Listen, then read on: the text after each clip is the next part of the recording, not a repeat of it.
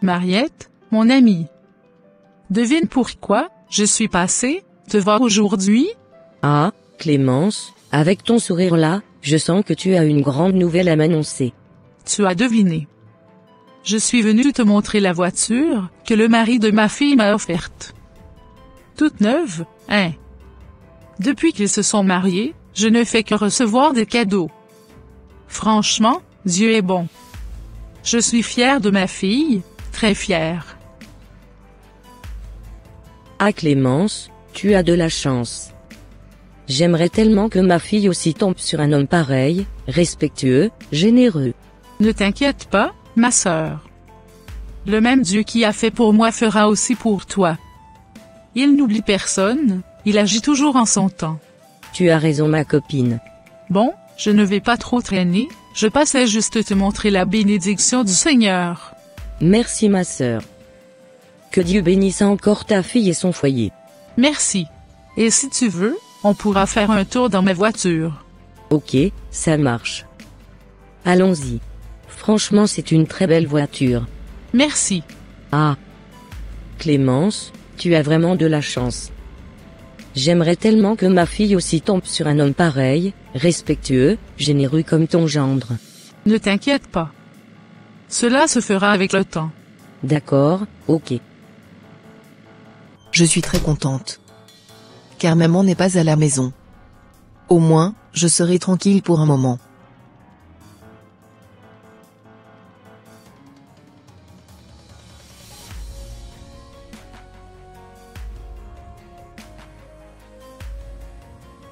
Ah maman, tu es de retour? Oui je suis de retour. Et toi, tu fais quoi là? Mais maman je suis chez moi. Tu ne vas pas rester là à rien faire? Ma copine m'a dit que le mari de son gendre lui a offert une voiture. Elle montre sa bénédiction, comme si c'était normal. Et toi tu restes à la maison sans rien faire. Quand est-ce que tu vas te marier? Maman, calme-toi. Nous sommes chrétiens, tout vient au temps de Dieu. Je prie pour ça. Tu es à la maison et tu me dépenses tout ce que j'ai. Tous tes amis sont déjà mariés. Je suis fatigué de te garder jour après jour. Je t'ai demandé de me ramener un gendre et tu ne le fais pas. Je ne supporte plus ta présence, tu me fatigues. Maman, je comprends que tu sois fatiguée et que tu veuilles le meilleur pour moi. Mais je ne veux pas te décevoir par la précipitation. Je veux un homme qui craint Dieu. Si d'ici peu tu ne me ramènes pas un gendre, tu verras de quel bois je me chauffe. Parfois, je me demande même si tu es ma propre fille, tu ne me ressembles pas du tout. Maman, ne dis pas ça. Ce sont des paroles dures. Je suis ta fille. Le Seigneur connaît mon cœur. Je ne veux pas me marier pour faire plaisir aux hommes ou pour des richesses. Je veux un foyer fondé sur Dieu. Tu penses que le Seigneur va s'occuper de tout, pendant que tu restes là à prier? Sors de la maison, va chercher un travail, va voir les gens. Je n'ai plus la force de tout porter seul.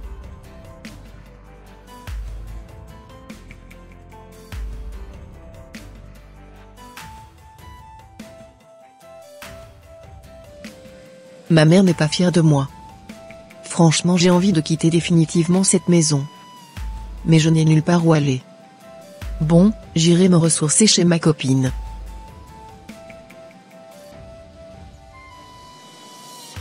Tu sembles toute bouleversée.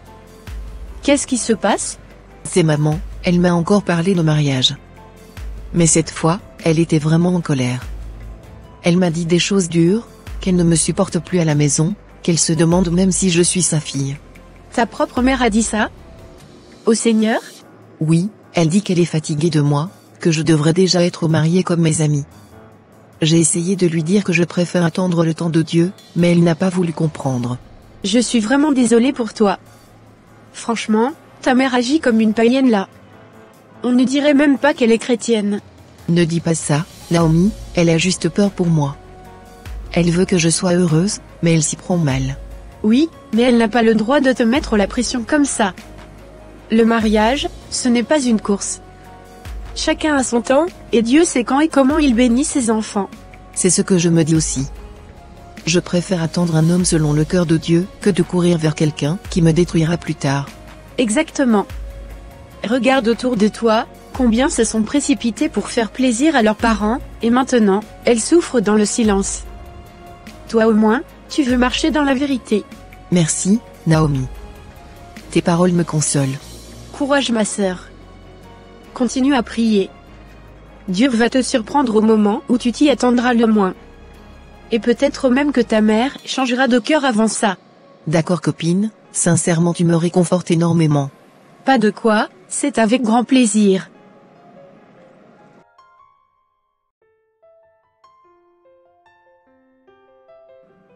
Bonjour, sœur Mariette. Comment allez-vous ce matin?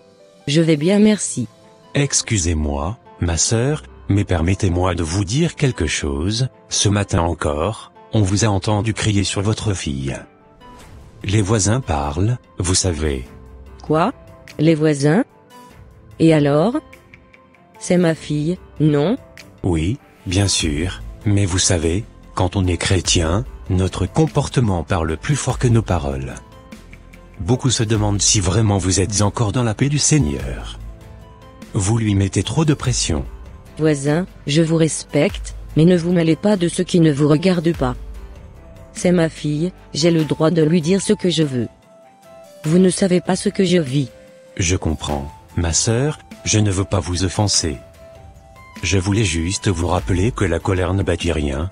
Parfois, Dieu agit mieux dans le silence. Merci du conseil, mais occupez-vous de vos affaires, voisin. Que le Seigneur vous aide, ma sœur. Et qu'il vous donne la patience d'attendre ces temps. Tout le monde croit tout savoir, mais personne ne comprend ma douleur.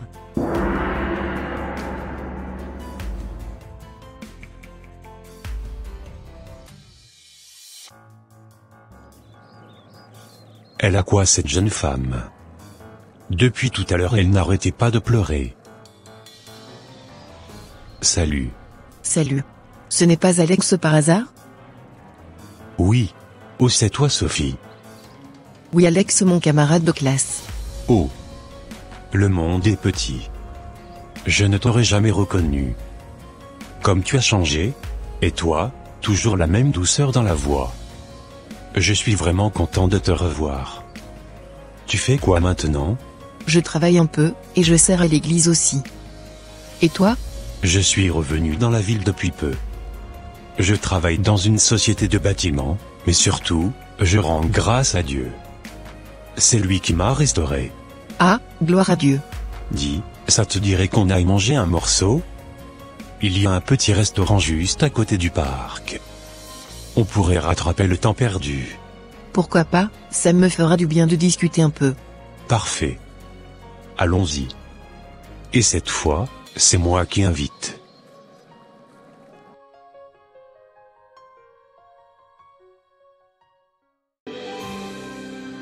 Comme je te le disais, voilà la situation que je traverse avec ma mère, elle me met beaucoup de pression pour le mariage. Je comprends. Tu sais, moi aussi je suis célibataire. J'ai un boulot stable, un appartement, je gagne bien ma vie. Je pourrais même offrir quelques cadeaux à ta mère, histoire de lui montrer mes intentions. Alex, c'est gentil, mais je dois d'abord en parler avec elle. D'accord, pas de problème. Si tu veux, je pourrais aller la voir aujourd'hui même. Ça marche.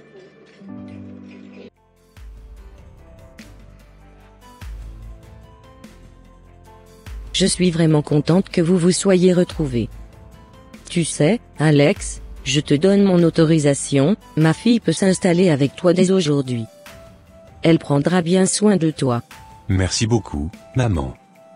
Et pour le cadeau que je vous ai apporté, c'est avec joie. Merci mon fils. Dieu te bénisse. Mais, votre fille préfère qu'on se marie d'abord avant de vivre ensemble. Ne l'écoute pas. Elle peut partir avec toi aujourd'hui même. Merci beaucoup maman. Pas de quoi, Alex.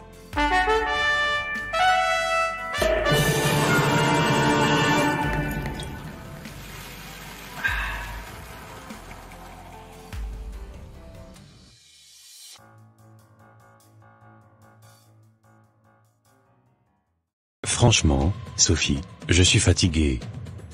Toujours les mêmes repas. Tu ne peux pas changer un peu?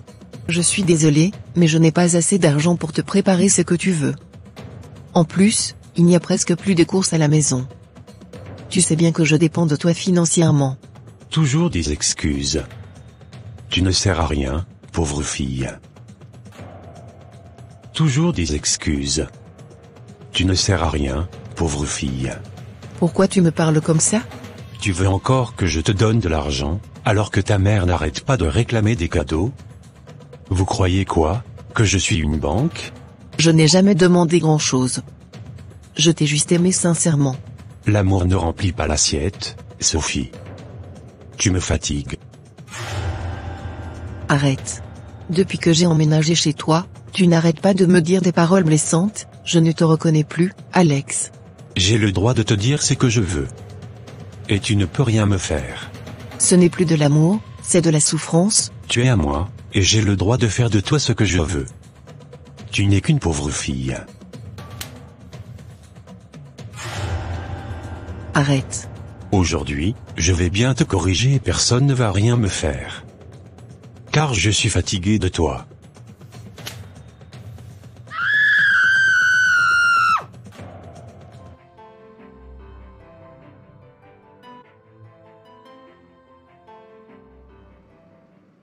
Tu vois, Mariette, c'est à cause de toi, que ta fille se retrouve là, couchée sur ce lit d'hôpital.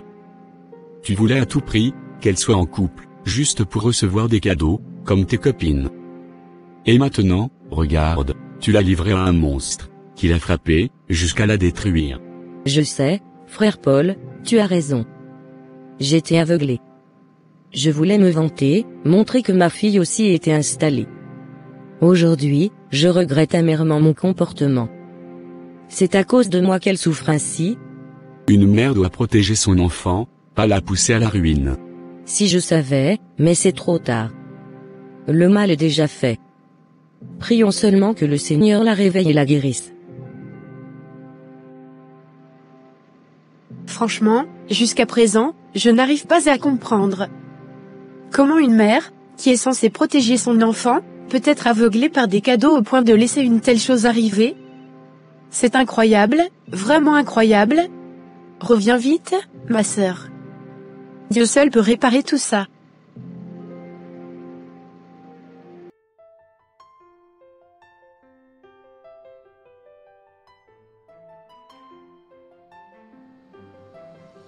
Donc toi, tu frappes l'enfant d'autrui comme un tam-tam, hein? Dis-moi, tu ne sais pas qu'on ne lève jamais la main sur une femme? Monsieur le policier, on n'est pas mariés, elle m'avait juste énervé. Et alors? Vous vivez ensemble, non? Qui t'a appris une telle folie? Regarde, à cause de toi, cette pauvre fille est clouée sur un lit d'hôpital. Je suis désolé. Je ne sais pas ce qui m'a pris, c'est la colère. La colère? Garde-la pour toi. De toute façon, tu auras la sanction que tu mérites. Tu as détruit une vie, jeune homme. Que Dieu te fasse réfléchir là où tu vas. Le cachot qu'on t'a préparé te permettra de bien réfléchir par rapport à l'acte que tu as commis.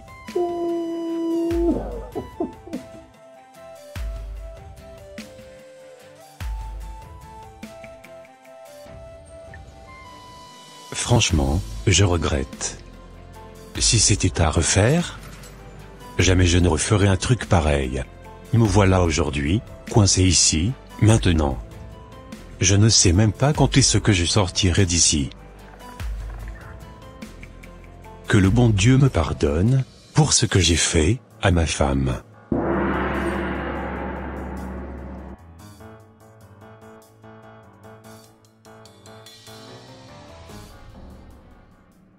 Ma fille. Ma lumière. Je ne sais même pas par où commencer. Quand je te vois là, dans ce lit, le cœur me saigne. C'est moi qui t'ai envoyé dans ce piège, les yeux fermés, pensant bien faire, mais aveuglé par l'argent. Maman? Non, laisse-moi parler, ma fille. On dit chez nous, l'argent est bon serviteur, mais mauvais maître. J'ai voulu ton confort, ta sécurité matérielle. J'ai écouté les paroles du monde au lieu d'écouter Dieu. Une amie m'a dit, en voilà, au moins elle sera à l'abri, cet homme a les moyens. Et moi, bêtement, j'ai cru. Sans mariage, sans bénédiction, sans prière. J'ai manqué de discernement, j'ai trahi ma foi et mon rôle de mère. Pardonne-moi, ma fille. Pardonne ma faiblesse. J'ai voulu te protéger, et c'est moi qui t'ai exposé au lion. Le cœur de l'homme médite sa voie, mais c'est l'Éternel qui dirige ses pas. Moi, j'ai voulu diriger sans Dieu. Et voilà le résultat. Maman, la douleur que j'ai reçue, ce n'est pas seulement sur mon corps. C'est dans mon âme. Mais la parole dit, supportez-vous les uns les autres, et si l'un a sujet de se plaindre de l'autre, pardonnez-vous réciproquement. Alors je te pardonne, maman. Tu me pardonnes? Après tout ce que tu as subi? Oui. Parce que moi aussi, j'ai fauté. J'ai vu les signes, mais j'ai préféré me taire. J'ai cru que la bague sans mariage pouvait remplacer l'alliance de Dieu. Ce que Dieu a uni, que l'homme ne le sépare pas. Mais moi, je me suis uni sans Dieu. Et sans Dieu, maman, tout finit dans le chaos. Tu parles avec la sagesse d'une vieille femme, ma fille. Chez nous, on dit, quand tu tombes, regarde où tu as glissé, pas où tu es tombé. Aujourd'hui, j'ai compris ma leçon. Je ne suivrai plus les voies de l'argent ni les conseils du monde. Je veux suivre la voie de Dieu, même si elle me coûte tout. C'est cela, maman. Cherchez premièrement le royaume et la justice de Dieu, et toutes ces choses vous seront données par-dessus. Matthieu 6h33. L'argent ne rachète pas la paix. Le confort sans Dieu est une illusion dorée. Mon enfant, mon cœur, je ne mérite pas ton pardon, mais je le reçois avec reconnaissance.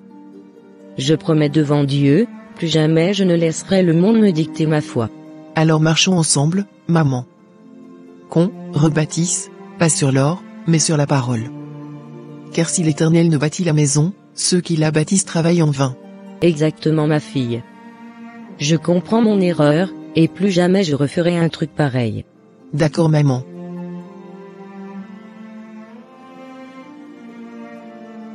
Je bénis vraiment le Seigneur pour ce moment qu'on partage ensemble.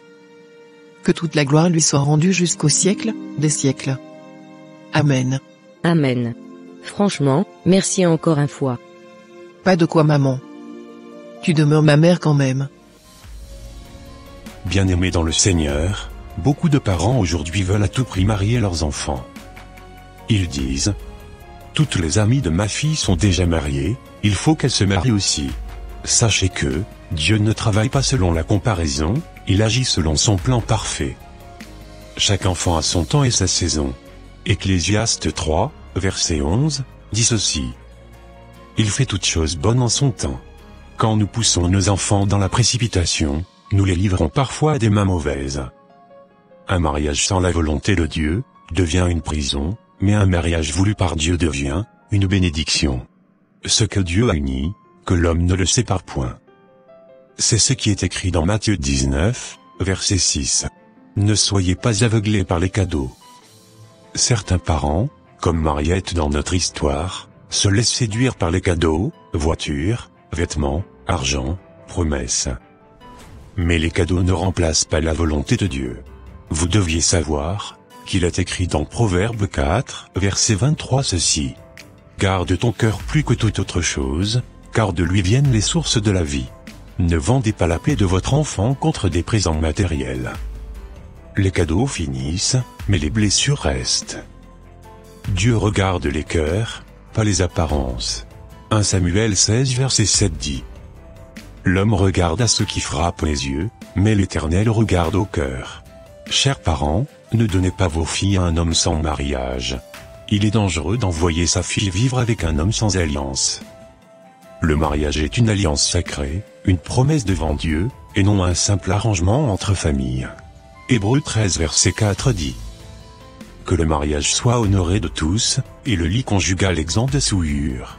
Si un homme t'aime vraiment, il viendra épouser ta fille devant Dieu, pas la garder en cachette, comme un objet. À ceux qui sont violents dans leur foyer.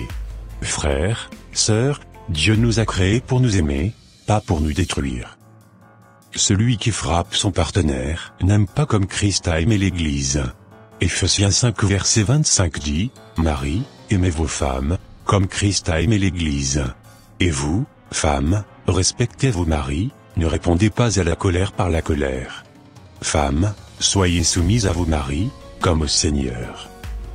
C'est ce que la Bible nous dit dans Éphésiens 5 verset 22.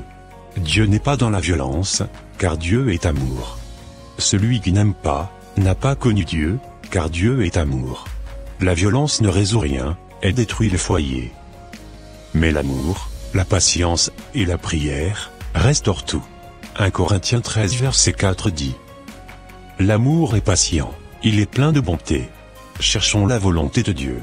Avant toute décision, mariage, travail, choix d'un partenaire, cherchons la face de Dieu. Proverbe 3 verset 5 dit. Confie-toi en l'Éternel de tout ton cœur, et ne t'appuie pas sur ta sagesse. Parents, priez pour vos enfants.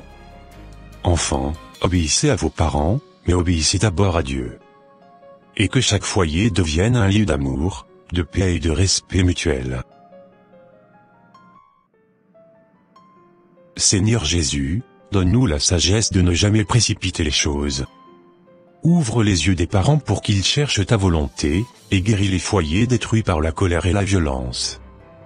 Remplis nos cœurs de ton amour, afin que dans nos maisons, on voie ta gloire. C'est au nom puissant de Jésus-Christ de Nazareth que j'ai prié. Amen. Et voilà mes frères et sœurs, ça sera tout pour cette vidéo.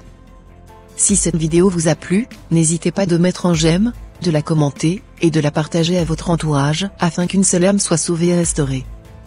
Et s'il vous plaît, n'oubliez pas de vous abonner, à notre chaîne, pour ne rater aucune de nos prochaines vidéos.